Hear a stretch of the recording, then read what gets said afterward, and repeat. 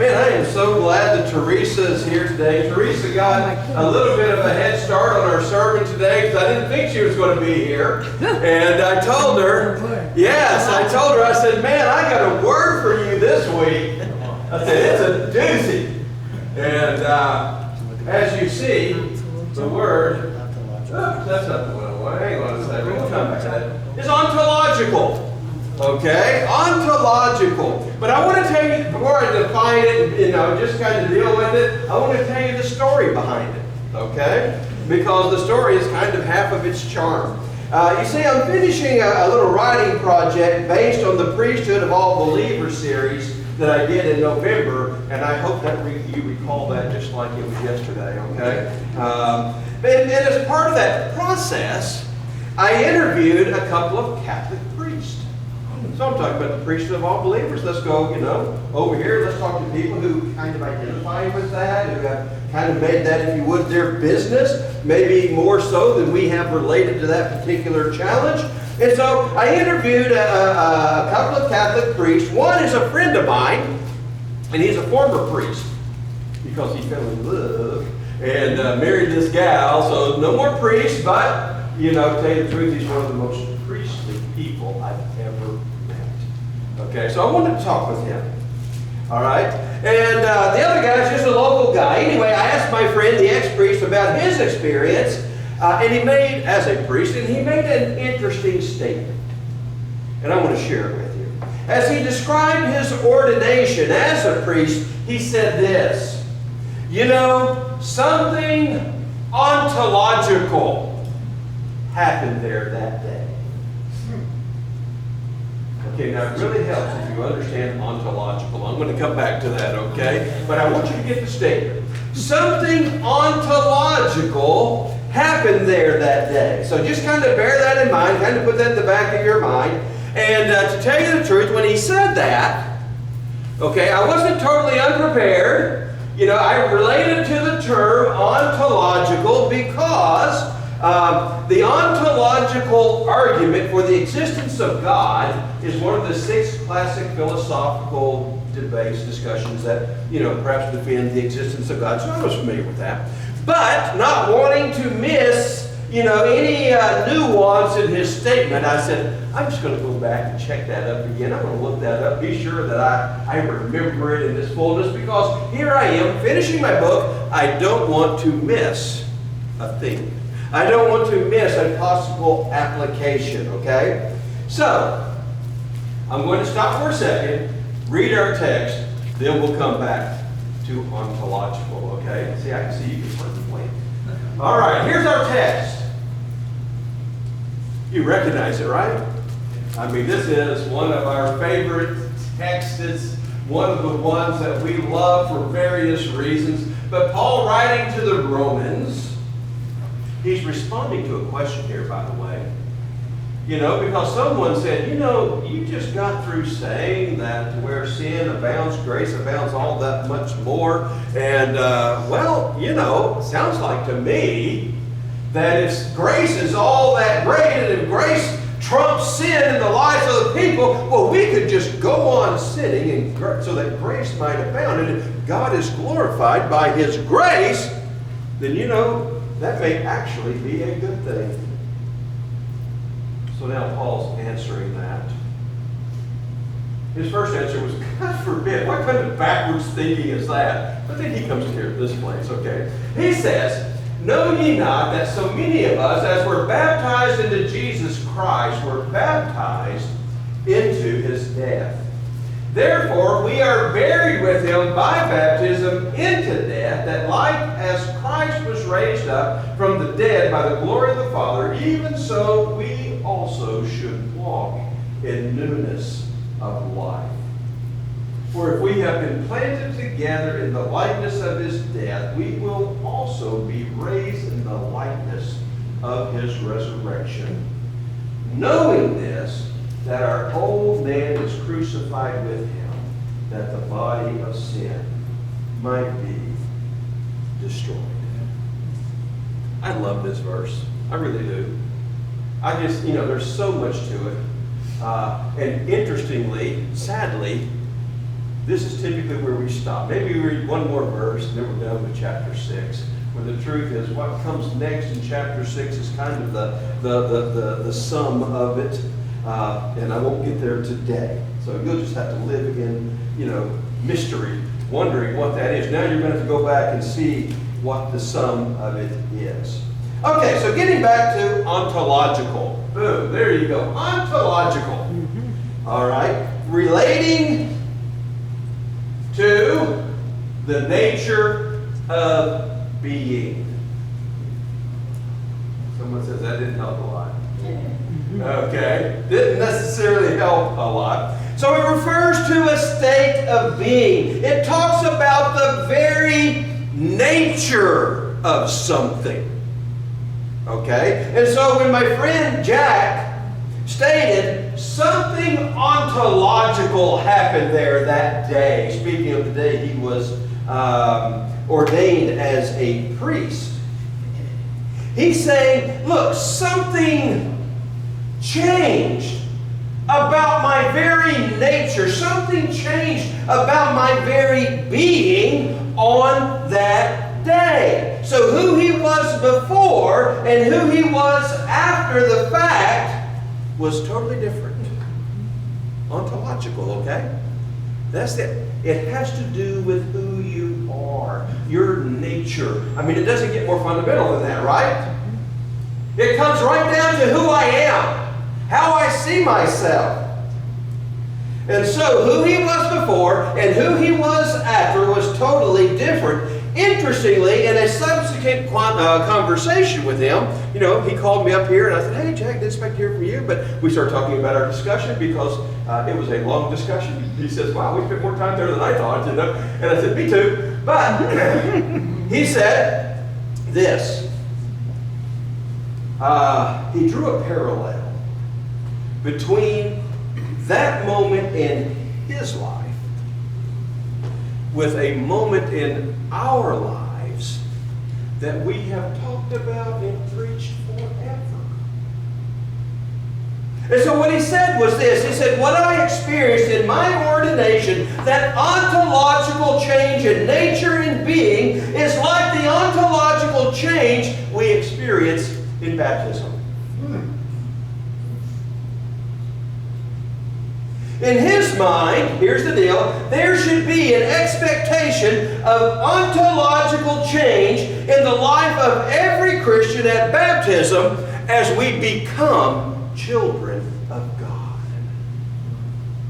And so the idea is that there needs to be a change on the most fundamental level, a change in your being, a change in your nature as a result of having been buried together with Christ to rise and walk in newness of life. A lot of times we misunderstand that last phrase. What we understand there, what we read there, is a new life. He didn't say that. He said newness. It means a totally different kind of life. Not just a new life, but a life lived on a different level, a life lived on a different principle, a different quality of life. Okay, so the same way that Jack believed that his life was fundamentally and irreversibly changed in his ordination, and by the way, I'm not defending that. I'm not advocating that. I'm not, how would you say? I'm not arguing for it or against it. I'm not validating or refuting it. But here's the point. What he believed happened there. What he believed happened there that day changed his life. I hope you're thinking and kind of drawing the parallel I'm headed toward here. Okay. What he believed happened there that day, in that change, transformed his life. Now here's my point. We are called to live in ontological faith. We are called, are you ready? To believe.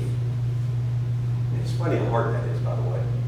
We are called to believe that we too were ontologically changed, fundamentally changed, eternally and irreversibly transformed in baptism, and that this ontological change has continued unabated in our lives since that day as the grace of God continues to be poured into our lives.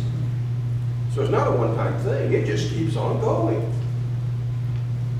This fundamental change in who you are.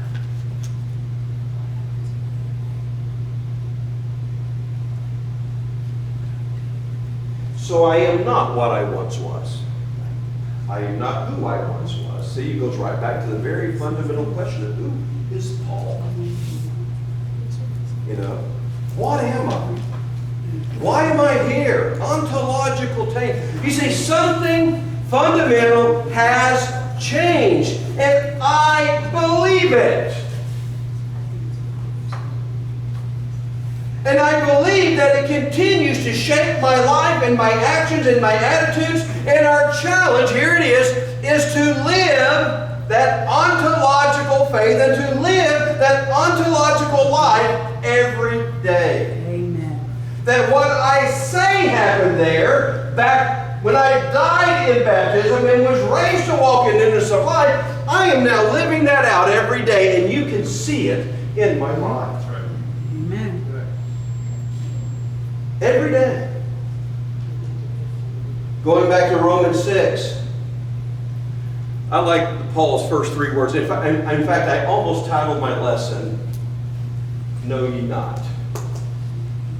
Paul says, Know ye not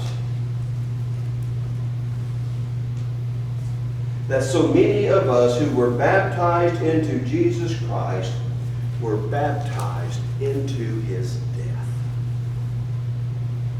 I want to share with you the ontological changes we're called to believe in Romans chapter 6. Number one, you are called to believe that you have died.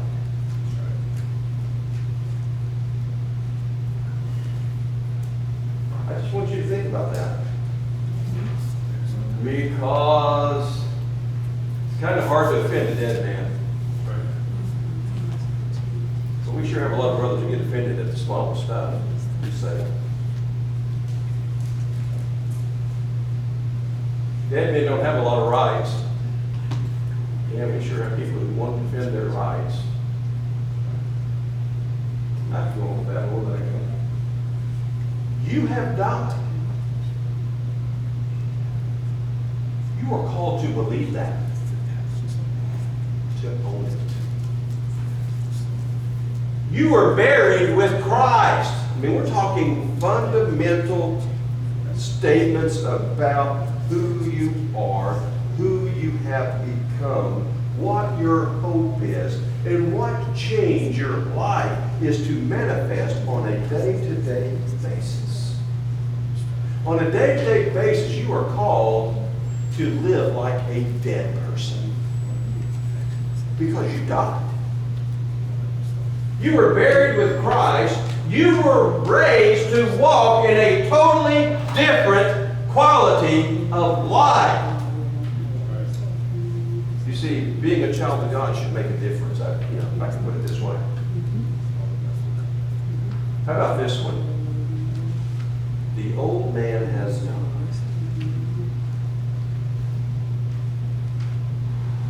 You're thinking, well, I'm not so sure about that one. You know, the old man just kind of clings to me. You are now alive unto God. By the way, that's the affirmation in the rest of the chapter. Okay, a lot of times we stop at the baptism and we forget that all of that was to get to that place.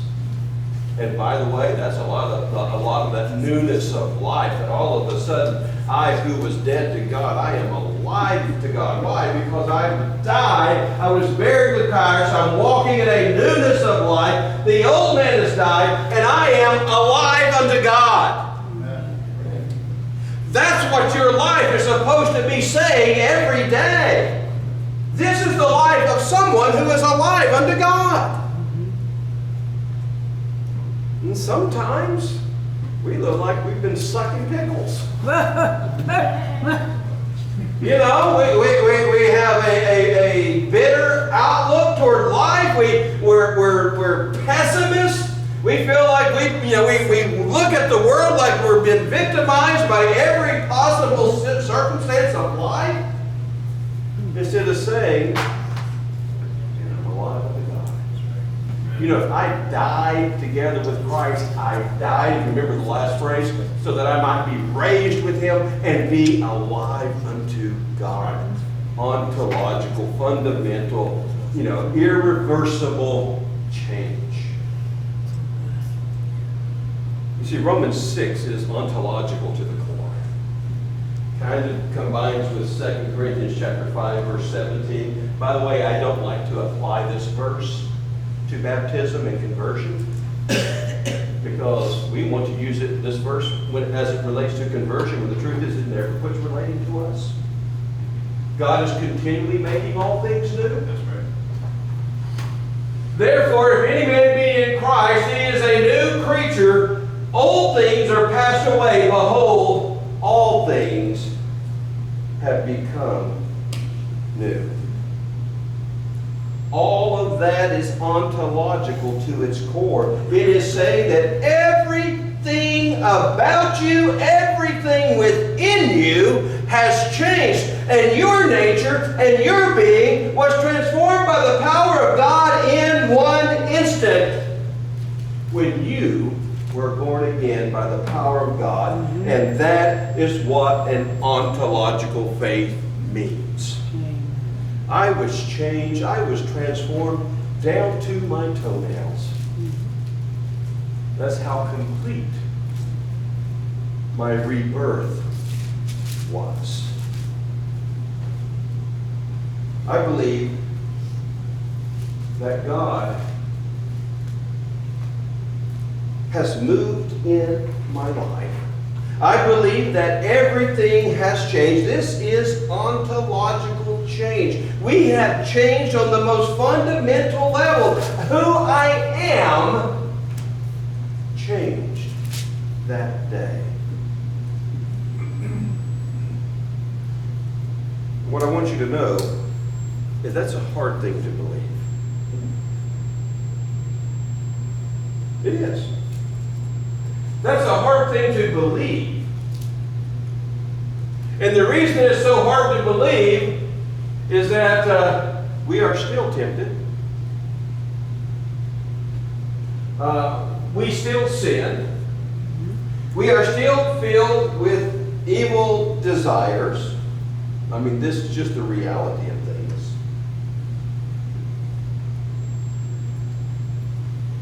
But God is looking at you and me, and He's saying, look, Paul, Connie, Rita, Peggy, I need for you to act on that transformation. I need for you to walk that out in your life. I need for your life to reflect that reality. I need for you to allow this divine act to wash over your life and through your life until you become that new person living in that newness of life.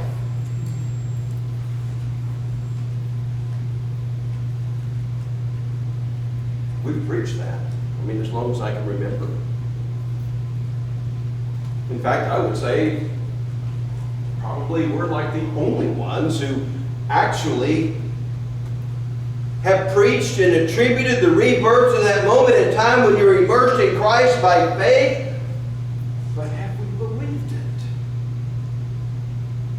Have we believed it?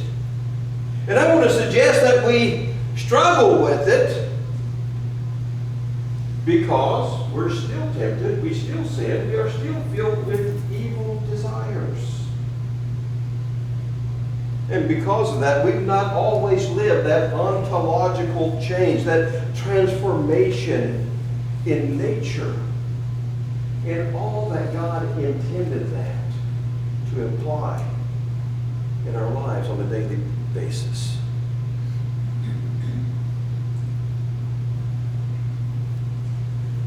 You know, the old man does not go gently into the good night. He clings to us. He wants us to deny the ontological change that God has worked in our lives. You know, if God can, if Satan, if your own human weakness, if your lack of faith will, if you live it weakly enough, it will look like it didn't happen. See, God is wanting us to live this ontological transformation. That you were changed, you were transformed down to your toenails.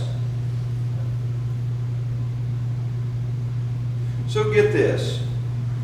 We will never live that ontological change, the idea that all things are new, that all things are new transformation, if we don't believe it. Let me say that. We'll never live it if we don't believe it. And to believe it, we're going to have to own it and then live it. So let me ask you, do you believe in your ontological moment with God? Do you believe in your ontological moment with God? Do you believe that everything has changed and that you are not the same person that you once were? Do you believe that something ontological happened years ago when you were baptized into Christ?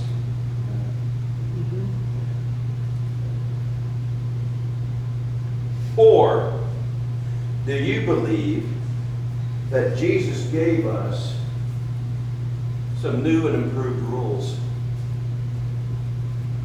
to live by as moral individuals wanting to please God?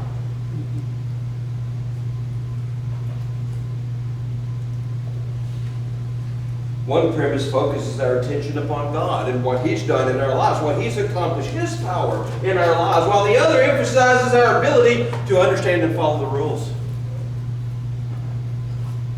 One challenges me to own my transformation and God's newness of life, while the other asks me to tweak my moral behavior on a much smaller scale, by the way. Just be a good person. You know, don't tell that white lie. Don't speed. One is all-consuming. Everything is new in Christ. Do we believe that? Whereas the other simply says, if you could change a few curtains, that'd be awesome. I'll let you figure out that curtain thing. You know, just little trimmings here or there, or whatever. Nothing real fundamental, nothing significant. Just a few tweaks in your moral behavior would be fine. I want to share one more ontological thought with you, and the lesson will be yours. You see, it isn't until we understand God's ontological intent in your life. Okay? Man, I really made a phrase out of it now. It isn't until we understand God's ontological intent in your life, the idea that He wants to change you down to your toenails, that you can really appreciate God's greatest promise to us. So what would be God's greatest promise, I wonder? Well, I would say our minds would very quickly and automatically go back to the blessing of forgiveness and salvation and God's providence and the fact that He has promised never to leave us or to forsake us. Or maybe we like this one. And all things work to the good of those who love the Lord, Romans 8:28. Now those are all fine promises. They all bring us comfort, confidence, and hope. But here's the deal. The greatest promise of God is ontological in nature. It's going to change your very nature. It's going to change you down to your core.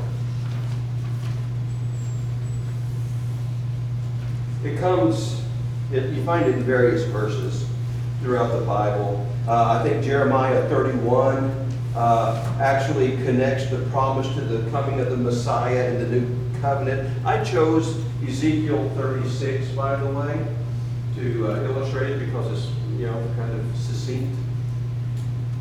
But God promised us a new heart. The greatest promise of all. Totally ontological. Totally about that transformation. He says, a new heart also will I give you. A new spirit will I put within you. And I will take away the stony heart out of your flesh, and I will give you a heart of flesh. So God's greatest promise is to give us a new heart. To change who we are. To change our nature. To change our very being.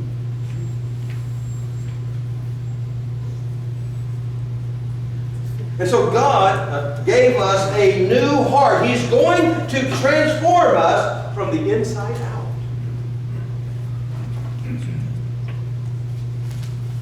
He's going to change who we are, not just a few of our,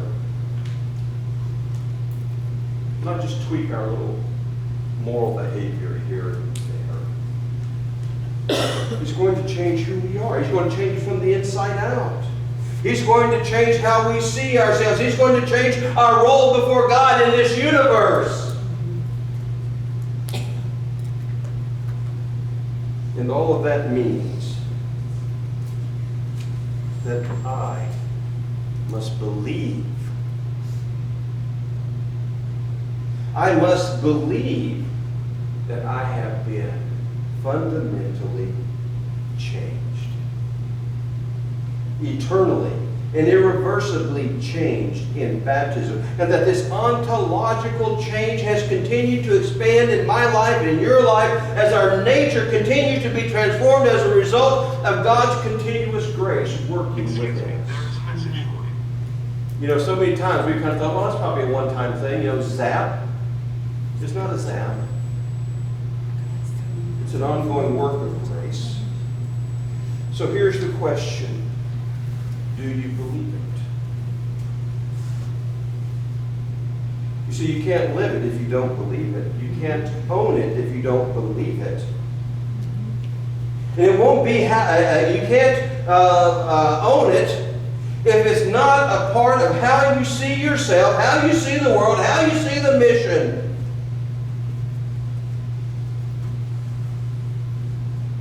See, to be used by God, we have to be able to say, something ontological happened there that day.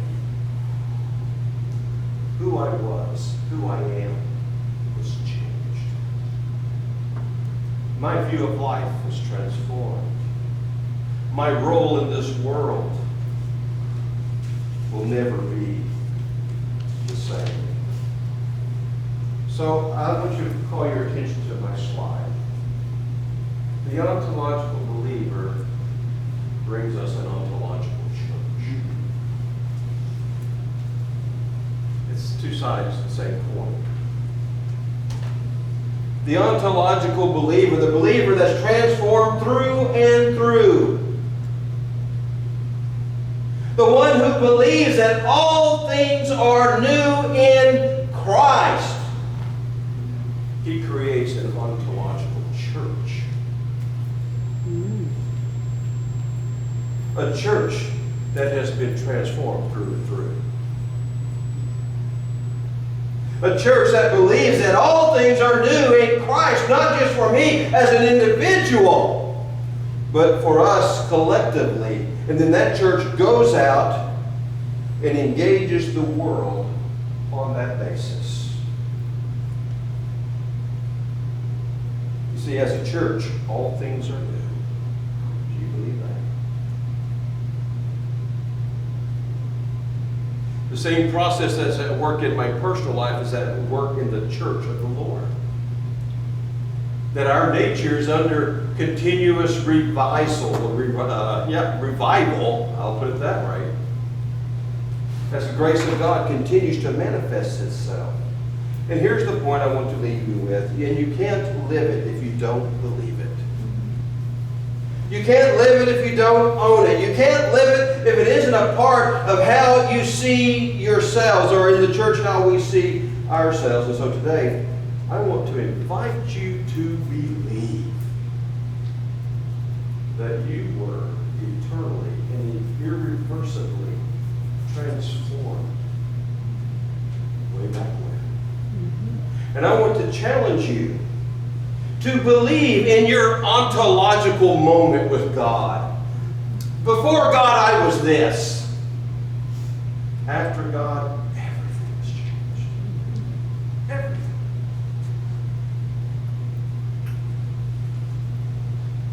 And then go out and live in that newness of life. Sometimes, I heard someone use the illustration, sometimes at church we kind of hang pretty close to where we came in. Kind of like we came in the front door, we kind of stay in the foyer. Instead of going in, if you would, to the inner part, to the inner recesses, to know everything that there is to know, to experience whatever there is to experience, to realize and to embrace whatever change God has for you in your life as you live out this newness of life to its ultimate implication. And so, in Ephesians 4, we grow up into the fullness of Christ. Can you believe it? Can you own it? Will you allow that eternal and irreversible transformation